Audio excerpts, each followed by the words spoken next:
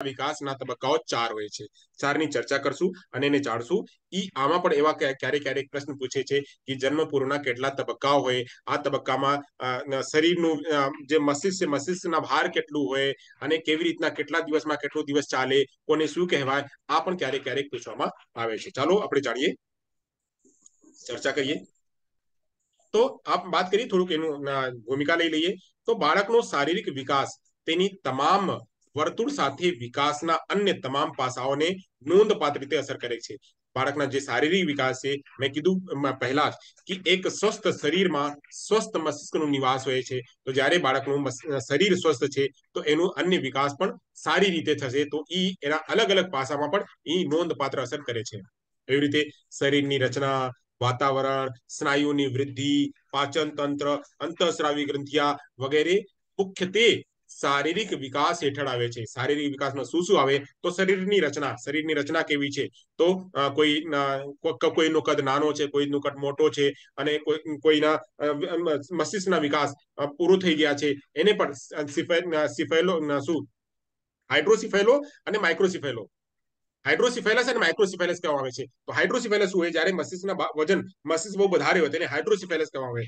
એવી રીતે માઇક્રોસિફેલસ જ્યારે મસ્તિષ્ક જે છે બહુ નાનો હોય, તો નાનો મસ્તિષ્ક હોય તો એ નાનો મસ્તિષ્ક અને મોટું મસ્તિષ્ક આ બંને જે છે આઈડી ના ભાગ છે. આઈડી હોવાની શક્યતા બંને છે જ્યારે બાળકના હાઇડ્રોસિફેલસ અને માઇક્રોસિફેલસ બંને ભાગથી જૂજતા હોય. લોકો કહે છે કે મસ્તિષ્કમાં પાણી ભરાઈ ગયા છે. મસ્તિષ્કમાં પાણી ભરાઈ ગયા છે ત્યારે મસ્તિષ્ક મોટો થઈ જાય તો હાઇડ્રોસિફેલસ કહેવાય. એટલે હેડ સિર મોટો હોય, વધારે શરીરથી વધારે લાગે મોટો, એને હાઇડ્રોસિફેલસ. અને સિર જે છે જે કદ હોવું જોઈએ આથી નાનો દેખાય એને માઇક્રોસિફેલસ કહેવાય. આ બધી સંરચના શરીરની સંરચના છે. શરીરના જેટલા સ્નાયુ તંત્રો છે, જેટલા પાચન તંત્રો છે, જેટલી અંતઃસ્રાવી ગ્રંથિઓ છે, આ બધા કहीं ને કहीं શરીરને કામની આગળની કામગીરીમાં કઈ ને કઈ ભૂમિકા ભજવે છે. આ ભૂમિકા એટલે શરીરનો વિકાસ સારો હોવો જોઈએ. જેટલા શરીરનો વિકાસ સારો છે એટલા એની આગળની જે પ્રક્રિયા છે, એનું જે જીવનચક્ર છે, જીવનચક્ર એટલું લાંબુ ચાલશે. ચાલો આગળ જઈએ, આગળ વાત કરીએ.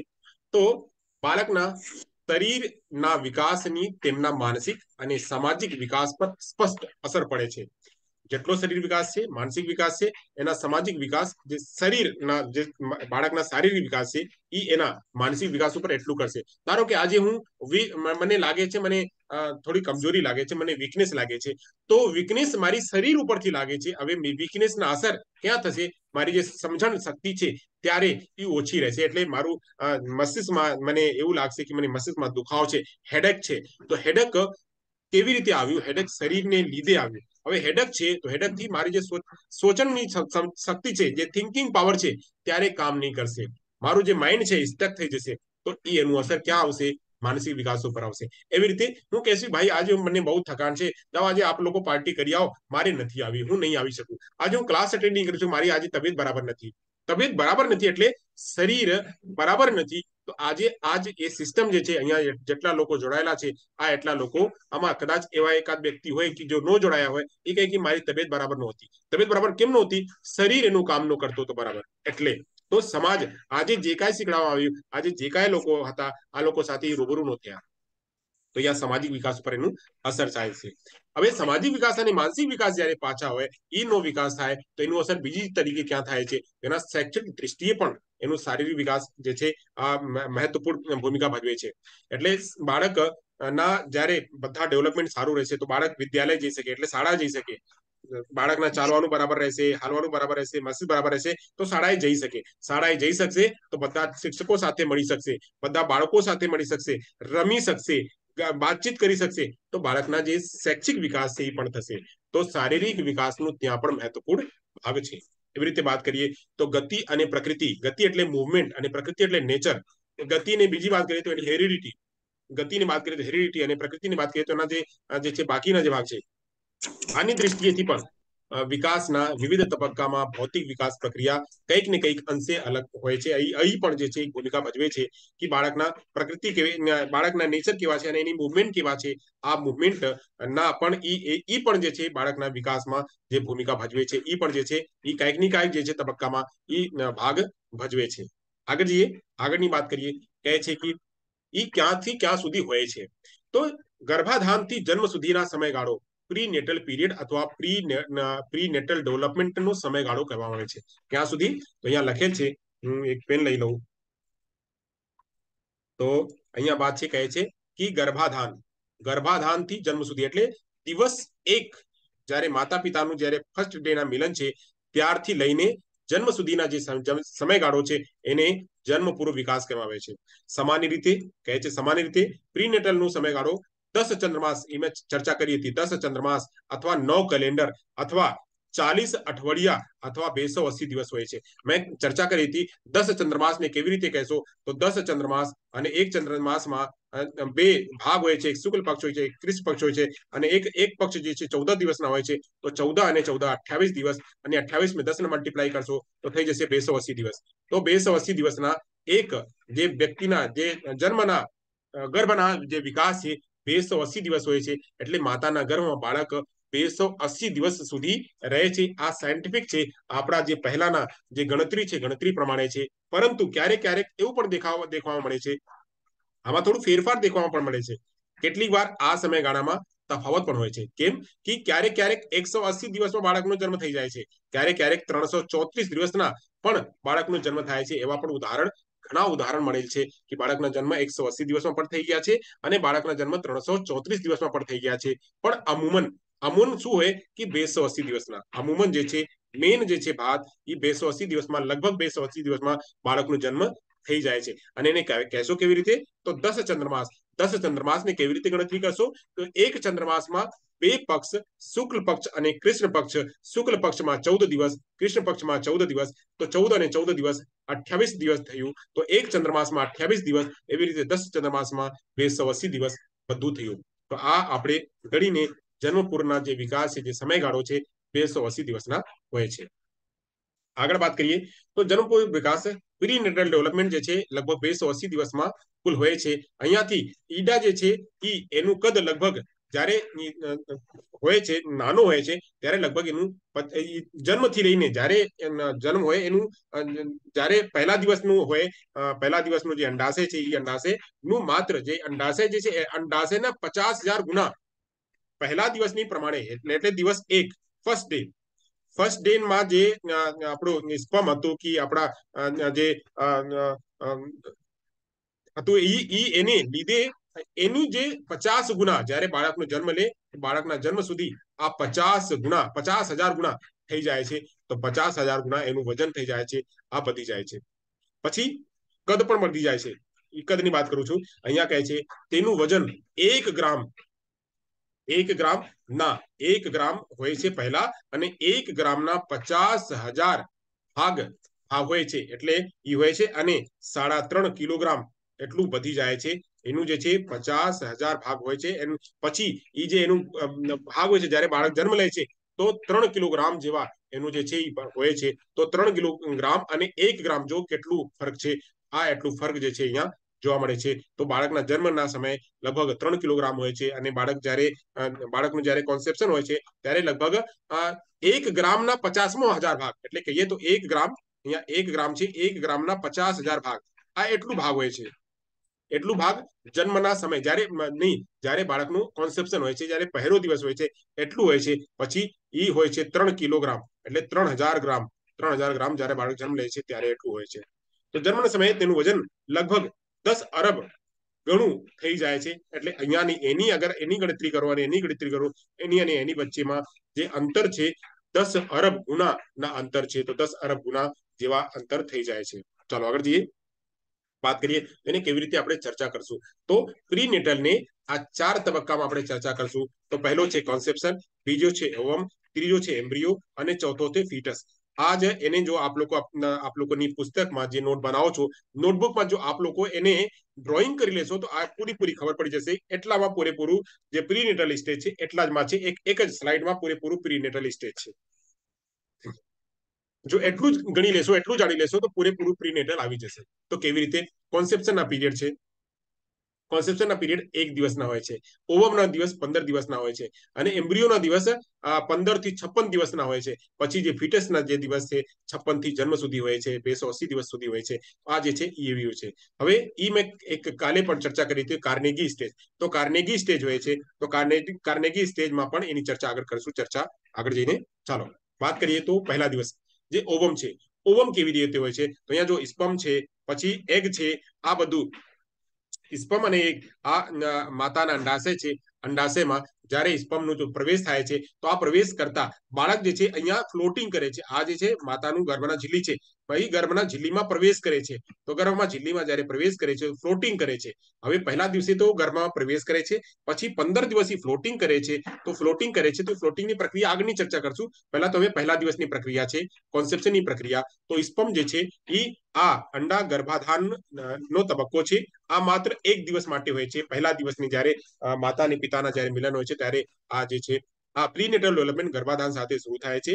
અને એમ્બ્રિયોજેનેસિસ નો પ્રથમ તબક્કો જે જન્મ સુધી ગર્ભના વિકાસમાં દરમિયાન ચાલુ રહે છે. પછી જે છે આ જે સ્પર્મ છે, આ સ્પર્મ અને જે એગ છે, બંને મળીને આ એક નવો બીજ બનાવે છે. અને નવા બીજથી નક્કી થાય છે કે આ છોકરા બનશે કે છોકરી બનશે. એની પ્રક્રિયા આપણે ચર્ચા કરશું આગળ, જ્યારે હું ગ્રોથ, જ્યારે હું વંશાનુક્રમની ચર્ચા કરશું ત્યારે એની વાત કરશું કે ક્યારે કેવી રીતે જે એગ છે અને જે સ્પર્મ છે કેવી રીતે મળે છે અને બાળક બને છે કે છોકરા બને છે કે છોકરી બને છે, એની ચર્ચા ત્યારે કરશું. પછી હવે આ કેવી રીતે થાય છે, આપણે ગર્ભાધાન કેવી રીતે લઈએ, તો ગર્ભાધાન લેવાનું અલગ અલગ તરીકા છે. તો એક તો છે જે આપણે કન્વેન્શનલ મેથડ છે. કન્વેન્શનલ મેથડ એટલે શાદી કરો, પતિ પત્ની એક સાથે ભેગા થાય, અને ભેગા થાય તો પછી આપણે આ પ્રક્રિયા શરૂ થાય. પછી બીજો છે કે આપણે આ સેરેબ્રેટ મધરથી, જો ધારો કે પતિ પત્ની છે અને પત્નીની ઈચ્છા છે કે મારે કોઈ બેબી નથી લેવી અને બેબી લેવાનું પણ છે, તો એને પોતે નથી લેવી પણ બેબી લેવાની છે, તો ત્યારે સેરોગેટ મધર એક કરીને આવે છે કે સેરોગેટ મધર આપણને કોઈ બીજાને જે સેરોગેસી અપનાવે છે, કોઈ બીજાની પાસે આપણું જે છે આ જે સ્પર્મ છે એને આપીને ત્યાં આપણું બચ્ચું જ ઈ પાલે અને ગર્ભમાં રાખીને આપી દે, તો એક ઈ હોય છે. પછી હોય છે એક કૃત્રિમ ગર્ભાધાન. કૃત્રિમ ગર્ભાધાન હોય છે કે આપણે કોઈ કૃત્રિમ ગર્ભાધાન, અત્યારે તો આર્ટિફિશિયલ જે ગર્ભાધાન છે વધી ગયા છે, આર્ટિફિશિયલ બેબી પણ વધી ગયા છે કે હવે માતાને જો લેવાનું નથી, માતાને બાળકને જે છે પાલન પોષણ નથી કરવી, તો બહારથી બેબી લઈ લે, અને લઈને ત્યાંથી એનું એટલે એનું પતિ પત્નીના જે છે ભાગ ત્યાંથી લઈને બેબી કરી શકે. તો આ ઈ રીતના હોય છે, પરંપરાગત રીતના હોય છે, સેરોગેટ મધરના રીતના હોય છે, ટેસ્ટ ટ્યુબના રીતે હોય છે, અને પછી જે છે ઈ એક કૃત્રિમ ગર્ભાધાન રીતે જે છે પહેલા દિવસના જે ભાગ છે એ પહેલા દિવસના ભાગ હોય છે. તમે કીધી એમ કેટલા ભાગ, તો એક તો છે પરંપરાગત, બીજો છે ટેસ્ટ ટ્યુબ બેબી, ત્રીજો છે સેરોગેટ મધર, અને ચોથો છે કૃત્રિમ ગર્ભાધાન. આ તરીકેથી પહેલા દિવસના જે બાળકનું જે જન્મનું પ્રવેશની જે પહેલી પ્રક્રિયા છે અહીંયાથી શરૂ થાય છે. આગળની વાત કરીએ. આગળ વાત કરીએ તો હવે આવી વાત પહેલો થઈ ગયો શું કોન્સેપ્શન થઈ ગયું. હવે વાત કરશું ઓવમની, જે બીજા દિવસની વાત છે અને બીજા તબક્કાની વાત છે. તો આ બીજા તબક્કા છે, જે ગર્ભાધાન છે, ઓવમ છે, અથવા એને ગર્ભા અવસ્થા નો તબક્કો કહીએ.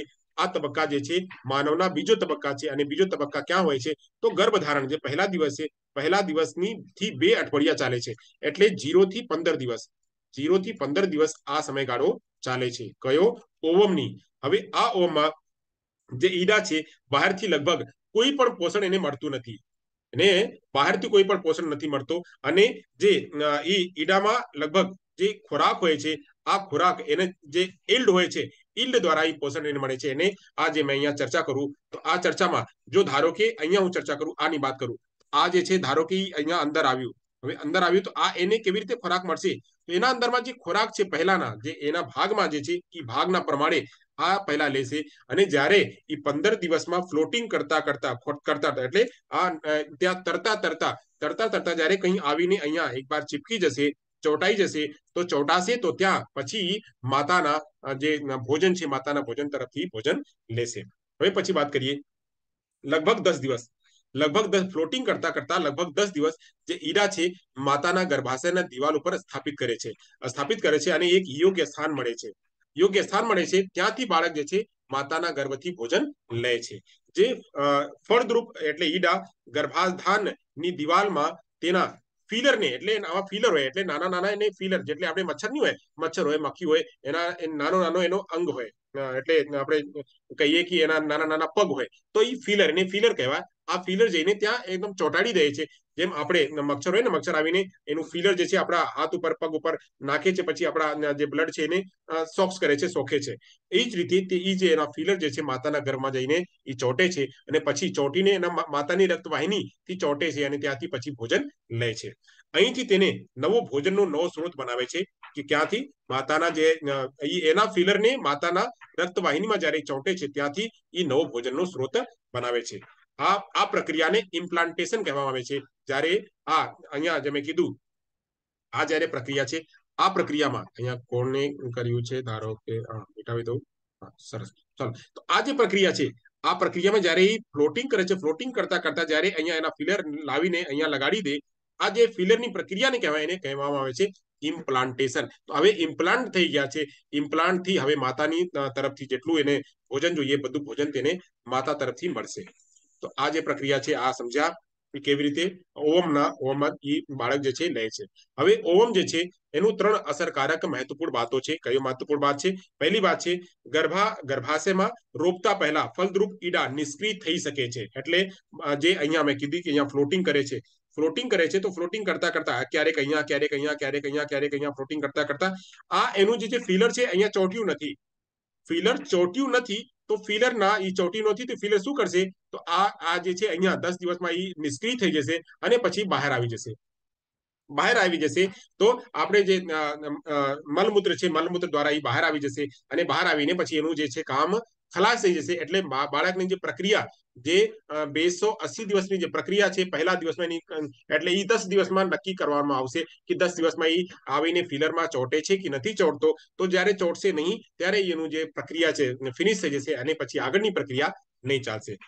પહેલા ઇમ્પોર્ટન્ટ છે કે એને ચોંટવાનું અગત્યનું છે. ચોંટશે તો જ એનું ઇમ્પ્લાન્ટેશન થશે અને ઇમ્પ્લાન્ટેશન થશે તો આગળની પ્રક્રિયાને ચાલશે. પછી બીજો છે કહે છે કે ઇમ્પ્લાન્ટેશન ખોટી જગ્યા હોઈ શકે છે. ત્યારે એનું ફિલર જે છે ફિલર ક્યાં એનું જે ફિલર છે ક્યાં નાખે છે તો નાખવાનું પણ એ નક્કી કરવામાં આવે છે ક્યાં નાખે છે. એવી રીતે ક્યારેક આરોપણ શક્ય નથી કે આરોપણ ફિલર એટલું મજબૂત નથી તો ફિલર મજબૂત નથી તો એ આરોપણ નથી કરી શકતા. પ્લીઝ મ્યુટ કરી રાખો. હા, હવે આગળ જઈએ. ઝડપી થોડુંક છે પતાવી લઈએ પછી આ વાત કરશું. હવે અહીંયા ઓમ થઈ ગયા. હવે અહીંયાથી એમ્બ્રિયોની વાત કરશું. મેં કાલે પરમ દિવસ ચર્ચા કરી હતી. આ જે પ્રક્રિયા છે એને કાર્નેગી સ્ટેજ કહેવામાં આવે છે. તો કાર્નેગી સ્ટેજ 13 દિવસથી એટલે અહીંયા છે કે બાળકના શરૂ થાય છે. આ 13, 14, 15, 16, 17, 18 એવી રીતે આગળ જઈને આ 28 દિવસના, 32 દિવસના, 33 દિવસના, 33 દિવસના, 41 ડેઝના આ બધી પ્રક્રિયા ચાલે છે.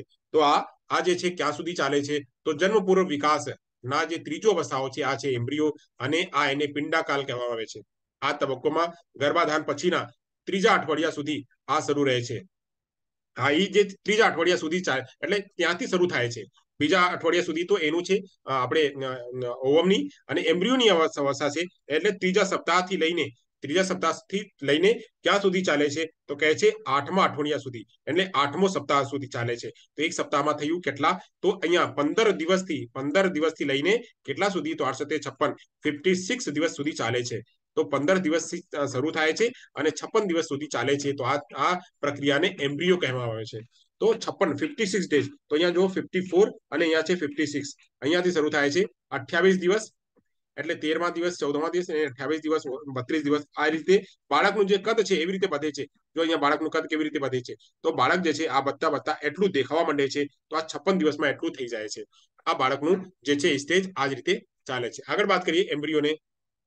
શરીરના લગભગ તમામ મુખ્ય લક્ષણો જેમ કે બાહ્ય લક્ષણો, આંતરિક લક્ષણો આ ટૂંકા સમયગાળામાં સ્પષ્ટ થઈ જાય છે. અહીંયા જોયા આપણે કે ટૂંક સમયમાં આ બાળકના આ મસ્તિષ્ક જોવા મળ્યા, પછી આ પગ એના જોવા માંડ્યા, પછી હાથ જોવા માંડ્યા.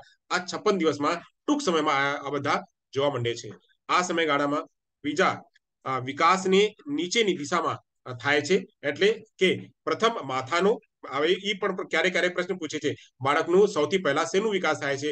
તો પ્રથમ માથાનું જે છે વિકાસ થાય છે. પછી જે છે આગળના જે બાકીના જે પ્રદેશ એટલે બાકીના જે ભાગ છે આ ભાગના પણ વિકાસ થાય છે. અને સૌથી અંતે જે છે નીચેના પગનો વિકાસ થાય છે. તો અહીંયા આપણે જોઈએ તો અહીંયા સૌથી પહેલા આ માથાનું જે છે આ એનું વિકાસ સૌથી પહેલા, પછી આ જે એ ભાગ છે એનું વિકાસ થાય છે, અને સૌથી છેલ્લે આ પગનું વિકાસ થાય છે. તો પગનું વિકાસ સૌથી છેલ્લે થાય છે ક્યાં? એમ્બ્રિયોની અવસ્થામાં. એમ્બ્રિયોની અવસ્થામાં સૌથી પહેલા માથું, પછી એનું જે વચ્ચેનો ભાગ છે એ, પછી જે છે અંતમાં એનું પગનો ભાગ થાય છે. હવે વાત કરીએ આમાં હજી એક વાત છે, એ વાત જાણવાની છે કે આમાં તેમાં એમનિયોટિક ફ્લુઇડ હોય છે. માતાના ગર્ભમાં એમનિયોટિક ફ્લુઇડ હોય છે. આ એમનિયોટિક ફ્લુઇડ જે છે માતાની ગર્ભમાં, જે આપણે પાણી નહીં હોય, આ માતાનું જ્યારે બાળકનું જ્યારે જન્મ હોય તો એ ફ્લુઇડ જે એમનિયોટિક ફ્લુઇડ છે બહાર આવી જાય છે. તો આ એમનિયોટિક ફ્લુઇડનું કામ શું હોય? એમનિયોટિક ફ્લુઇડ જે છે ગર્ભાવસ્થામાં બાળકને જે છે સાચવીને રાખે છે. ધારો કે માતાનું તાપ વધારે છે, માતાને બુખાર છે, માતાને ફીવર છે, બહુ વધારે ફીવર છે, કાં તો વાતાવરણમાં બહુ વધારે ગરમી છે, આ ગરમીને બાળકને કંટ્રોલ કરે છે. ત્યારે કોઈકની કોઈ વાગ્યું તો વાગ્યું, માતાને ગર્ભમાં કઈ વાગ્યું તો આ બાળકને પ્રોટેક્ટ કરે છે. આ બધા ઇમ્યુનિટી ફ્લુઇડ તો બહુ વધારે તાપ હોય કે બહુ ઓછો તાપ હોય, ઓછા તાપને પણ કંટ્રોલ કરે છે, વધારે તાપ હોય એને પણ કંટ્રોલ કરે છે, અને બહારના જે કઈ પ્રેશર છે પ્રેશરને પણ આ કંટ્રોલ કરે છે. તો એમ્યુનિટી ફ્લુઇડ જે છે બહુ અગત્યનું છે, અને આ એમ્યુનિટી ફ્લુઇડ જન્મ પછી માતાના ગર્ભમાંથી બહાર આવી જાય છે, અને ત્યાંથી એનું કામ ફિનિશ થઈ જાય છે. તો આ એમ્નિયોટિક ફ્લુઇડ આ એમ્નિયોટિક મેમ્બ્રેન થી સંકળાયેલો હોય છે. અહીંયા છે એમ્નિયોટિક મેમ્બ્રેન, અને એમ્નિયોટિક મેમ્બ્રેન માં એમ્નિયોટિક ફ્લુઇડ ભરેલું હોય છે, અને આ ફ્લુઇડ જે છે બાળકને કંટ્રોલ કરે છે. ચાલો અહીંયા સુધી જાણે આપણે. હવે વાત કરશું હવે ફીટસ, જે છેલ્લું અવસ્થા છે ફીટસની છે. હવે ફીટસ જે છે ક્યાં સુધી ચાલે છે? તો 56 સુધી થઈ ગયા, 57 દિવસથી 280 દિવસ સુધી ચાલે છે આ ફીટસની, અને આ સૌથી લાંબી અવસ્થા છે આ. તો જન્મ સુધી સમયગાળાનો ફીટસ અવસ્થા ગર્ભનો સમયગાળો કહેવાય છે. આ ગર્ભના તબક્કામાં વિકાસનો દર અગાઉ તબક્કાની તુલનામાં ધીમો હોય છે. જેમ આપણે જોયા કે આપણે એમ્બ્રિયોની ચર્ચા કર્યા, તો એમ્બ્રિયોમાં જેટલું ઝડપી વિકાસ થાય છે એટલું ઝડપી વિકાસ આમાં નથી થતો. અહીંયા જે છે વિકાસની ગતિ બહુ જ ધીમી હોય છે, બહુ જ ધીમી હોય છે. તો ધીરે ધીરે વિકાસ થાય છે, અને વિકાસ થાય છે તો બાળક આગળ જાય છે. ચાલો આગળ વાત કરીએ. તો અહીંયા થોડુંક સમજી લઈએ કે ફીટસનું ભાગ શું છે. તો એનું જે શિરનું જે એની લંબાઈ છે, 8 સપ્તાહમાં આખા ભૂલના 45% થાય છે, 20 સપ્તાહમાં 35% થાય છે, અને 40 સપ્તાહમાં 25% થાય છે. એવી રીતે ધડની લંબાઈની વાત કરીએ તો ધડની લંબાઈ જે એટલું ધડ છે વચ્ચેના ભાગ, તો 35%, પછી 40%, 20 સપ્તાહમાં, પછી 40 સપ્તાહમાં એ જે છે 40% થઈ જાય છે. એટલે પહેલા જે 8 સપ્તાહ છે, પહેલા 8 સપ્તાહમાં સૌથી વધારે શિરનું ભાગ હોય છે. પછી જ્યારે આગળ વાત કરીએ તો 40 સપ્તાહમાં શિરનું લગભગ મોટા ભાગના જે થઈ ગયા હશે. પછી જે ધડના વિકાસ છે, ધડનો વિકાસ થાય છે, અને પેરનો વિકાસ સૌથી ઓછો થાય છે. આ વિકાસ જે છે ફીટસના અલગ અલગ રૂપમાં અલગ અલગ થાય છે. પછી આગળ ચર્ચા કરશું કે હવે કયા કયા પાસાઓ જે છે મહત્વપૂર્ણ ગણવામાં આવે છે. તો કોન્સેપ્શન પછી 5 મહિના સુધી એટલે ગર્ભપાતની શક્યતા હોય છે. આપણે કોન્સેપ્શન થયા તો 5 મહિના સુધી ગર્ભપાતની શક્યતા હોય છે, કે ગર્ભપાત થઈ શકે 5 મહિના સુધી. આ એક મહત્વનો પાસો છે. બીજો પાસો છે, 4 પાસાની ચર્ચા કરવાની છે. પહેલા પાસા છે કે ગર્ભપાતની, બીજા પાસા છે કે પર્યાવરણની પ્રતિકૂળ પરિસ્થિતિઓ બાળક માતા પિતાના ગર્ભમાં રહે છે, જે પર્યાવરણના પ્રતિકૂળ પરિસ્થિતિ છે આની લીધે બાળક જે છે માતાના ગર્ભમાં રહે છે, અને ત્યાં એમ્નિયોટિક ફ્લુઇડ જે છે એને કંટ્રોલ કરે છે. તેથી બીજી અગત્યની જે વાત છે. પછી ત્રીજી અગત્યની વાત છે કે વિકાસની પ્રક્રિયામાં યોગ્ય સંકલન નો અભાવને કારણે જે પ્રીટર્મ ડિલિવરી થઈ જાય છે, એટલે બાળકના સંકલન ન થાય તો એની પહેલા આપણે જાણે ને કે 180 દિવસનું પણ આપણે જોવા મળે છે કે 180 દિવસમાં પણ બાળકનું ડિલિવરી થઈ જાય છે. તો આ પહેલા પણ ડિલિવરી થઈ જાય છે, અને જો સાચું બહુ સારો હોય તો સારો, તો જે ટાઈમ જે છે ટાઈમના જે ટાઈમ છે આ જન્મનું જે ટાઈમ છે, જન્મનું ટાઈમસર બાળકના ડિલિવરી થાય છે. એક તો જો સંકલન બરાબર ન હોય તો વહેલા થઈ જાય, જો સંકલન બરાબર હોય તો ટાઈમસર જે 280 દિવસમાં થવું જોઈએ તો 280 દિવસમાં એનો જન્મ થાય છે. તો આ એક અગત્યનું વાત છે. પછી કહે છે કે જે જન્મપૂર્વની વિકાસની પરિસ્થિતિ છે એની કારણે ડિલિવરીના સરળતા અથવા જટિલતા પર નિર્ભર કરે છે કે આ જે 280 દિવસના જે સમયગાળો હતો કેવો હતો, આમાં બાળકનો વિકાસ કેવો હતો. આ વિકાસને લીધે અને માતાની જે સ્વાસ્થ્ય છે, માતાને સ્વાસ્થ્યને લીધે બાળકના જે ડિલિવરી છે એ નક્કી થાય છે કે ડિલિવરી સરળતાથી થશે કે બાળકની જે ડિલિવરી છે આ હોસ્પિટલમાં થશે. આ બધું નક્કી કરવામાં આવે છે, નક્કી થાય છે એની પરિસ્થિતિના ઉપર, એની જટિલતાના ઉપર, અને બાળક કેવા છે, બાળક બહુ મોટા છે કે બહુ નાનો છે, કેવા છે, અને એ એવા ઉપર બાળકના ડિલિવરી જે છે એ નક્કી કરવામાં આવે છે. ક્યારેક ક્યારેક એક ઘરમાં બે બાળક, ત્રણ બાળકના પણ જોવા મળે છે. આ ઈ પણ એક જટિલતા છે, અને આ જટિલતાથી બાળકના એ નક્કી કરવામાં આવે છે બાળકના જન્મ કેવી રીતે થશે. હવે આગળ વાત કરીએ કે કયા કયા એવા પાસાઓ છે, પરિબળો છે જે અસરકારક કરે છે માતાને અને બાળકને ગર્ભમાં. એક તો જે બાળક છે ગર્ભમાં, એ પ્રીનેટલ જે સ્ટેજ છે, આ 280 દિવસના સ્ટેજ કેવી રીતે નક્કી થશે, કયા કયા પરિબળો એને પ્રભાવિત કરશે. તો પ્રભાવિત કરશે માતાનું જે આહાર છે, જે પોષણ છે, માતાનું આહાર, માતા કેવી રીતે ખાનપાન કરે છે, કેવી રીતે રહે છે, આનું જે છે એ નક્કી કરે છે. માતાનું જે શ્વાસ છે, શું માતાએ એટલે જે ડિલિવરીના જે ગર્ભાશય એનું પૂરું પાકું થઈ ગયા છે. તો એટલે લોકો કહે છે કે 14 વર્ષમાં કે 15 વર્ષમાં જ્યારે આપણે કોઈ છોકરી ગર્ભાધાન લે તો એનું જે છે શક્યતા છે એ અત્યારે નાની છે. તો નાના ઉંમરમાં જ્યારે આપણે ગર્ભાધાન લઈએ તો ત્યારે એ ગર્ભાધાન જે છે પૂરે શક્ય, અને બાળકનું વિકાસ એટલું નથી થતો. એટલે આપણે 23 વર્ષમાં, 22 વર્ષમાં જ્યારે આપણે ગર્ભાધાન લઈએ તો એ ઉંમર જે છે બરાબર છે, અને આ ઉંમરમાં ગર્ભાધાનની જે શક્યતા છે અને ગર્ભાધાનમાં બાળકની જે હેલ્ધીનેસ છે એ સારું રહેશે. તો એ એનું એક માતાનું સ્વાસ્થ્ય પણ નક્કી કરે છે. પછી માતાનું ભાવનાત્મક સ્થિતિ પણ નક્કી કરે છે કે માતાનું ભાવનાત્મક સ્થિતિ કેવી છે. આ અસર જે છે બાળક ઉપર આવે છે તો એ પણ થાય છે. એવી રીતે ગર્ભ સ્ત્રીનો નશો, જો ગર્ભ સ્ત્રી છે એ જે પ્રેગ્નેન્ટ લેડી છે એ નશા કરે છે, કોઈ સિગરેટ પીવે છે કે કોઈ એવી બીજું એની લત છે, આ જે લત છે બાળક ઉપર એનું અસર કરે છે. જે નિકોટીન છે, જે એલ્કોહોલ છે, નિકોટીન અને એલ્કોહોલ બાળકના ગર્ભને એ નુકસાન કરે છે. એવી રીતે જે માતા છે તરુણાવસ્થામાં છે, તરુણાવસ્થા એટલે એડોલસન્સના પીરિયડમાં જો ગર્ભાધાન, જેમ મેં કીધું કે 13 વર્ષના, 14 વર્ષની કોઈ છોકરી છે અને 14 વર્ષની છોકરી, 15 વર્ષની છોકરી જો કોઈ એનું ગર્ભાધાન લીધી તો આ ગર્ભાધાનની સ્થિતિમાં એને નુકસાનદાયક થઈ શકે અને આ બાળકને પણ નુકસાન થઈ શકે. પોતાનો વિકાસ પૂર્ણ નથી થતો, એ જ છે કે આ જે છે એનું અસર જે છોકરી, જે છોકરા છે એનું અસર પૂરું નથી થયું તો એટલે એનું વિકાસ પૂરો નથી, તો વિકાસ જો પૂરો નથી તો પણ અહીંયા બાળકને અસર કરી શકે. પછી કહે છે કે એટ્રોસી, બાળકના જે છે ગર્ભાધાનમાં એ બાળકના જે છે બરાબર વિકાસ નથી, તો એ પણ આમાં થઈ શકે. પછી અભણ માતા, હવે અભણ માતા શું ખાવું, શું પીવું, શું કરવું, આ જે છે એ પણ માતાને જે છે અસર કરે છે. એવી રીતે છે જવાબદારી શીખવી, કે જવાબદારી, હવે માતાને ખબર નથી કે બાળકને કેવી રીતે પાલવું છે, પાલવાનું કેવી રીતે આગળ કરવાનું છે. જવાબદારી નથી, મેચ્યોર નથી, તો એ પણ બાળકને અસર કરે છે. કેવી રીતે એ દરેક વખતે કોઈ પણ કામ કરે છે, કંઈ પણ કૂદી જાય છે, કંઈ પણ ખમી જાય છે, કંઈ પણ કોઈ પણ ખાઈ લે છે, કોઈ પણ કંઈ પણ કરે છે. એવી સ્થિતિમાં બાળકના જે બધું જે એ નોનસેન્સ જેવી એક્ટિવિટી છે, આ નોનસેન્સ એક્ટિવિટી જે છે બાળકને અસર કરશે. એવા જે કોઈ જે મેચ્યોર નહીં રહેશે તો મેચ્યોરના અનમેચ્યોરિટી જે છે બાળકને અસર કરશે. એવી રીતે ઘરેલું હિંસાનું ભોગ બનવું, રોજ કોઈ માર પીટાઈ થાય છે તો એ પણ જે છે એ અસર કરશે. વારસા અને બહારનું વાતાવરણ, માતાનું જે વારસા છે એ અને બહારનું વાતાવરણ એ હેરિટરી અને એન્વાયરમેન્ટ પર અસર કરે છે. એવી રીતે તાજા હવા અને પ્રકાશ પણ અસર કરે છે. એવી રીતે માનસિક સ્વાસ્થ્ય પણ અસર કરે છે. એવી રીતે વાત કરીએ તો રૂબેલા જે છે, રૂબેલા રસીકરણ, જર્મન મિઝલ્સ, પછી જે એનિમિયા, પછી ન્યુમોનિયા, આ સિફિલિસ, એ બધું જે છે એ અસર કરે છે. તો માતાને એવી પ્રકારની કોઈ બીમારી તો નથી, એવા પ્રકારના કોઈ વાયરસ તો નથી. આ જે વાયરસ રહેશે તો બાળકના ઉપર અસર કરશે. જે જર્મન મિઝલ્સ છે એ પણ અસર કરી શકશે. રૂબેલા જે છે રૂબેલા પણ અસર કરી શકશે. જે નિમોનિયા છે, નિમોનિયા અસર કરી શકશે. જે એનિમિયા છે, એનિમિયા જે રક્તની કમી છે એ પણ અસર કરી શકશે. અને માતાને જે સિફિલિસ રહેશે, સિફિલિસ નું કારણ જે છે એ પણ એ બાળકને અસર કરી શકશે. તો એવા અહીંયા બાળકો મેં અહીંયા જે વાત કરી તો ગર્ભાધાનનો અસર, તો 4 વાતો હતી. તો અહીંયા કોન્સેપ્શન, ઓવમ, એમ્બ્રિયો અને ફીટસ, આ ચારેય અવસ્થાની અહીંયા ચર્ચા કરી, અને ચારેય અવસ્થાના ચર્ચા કરીને અહીંયા જે છે સેશન જે છે એ પૂરો થાય છે.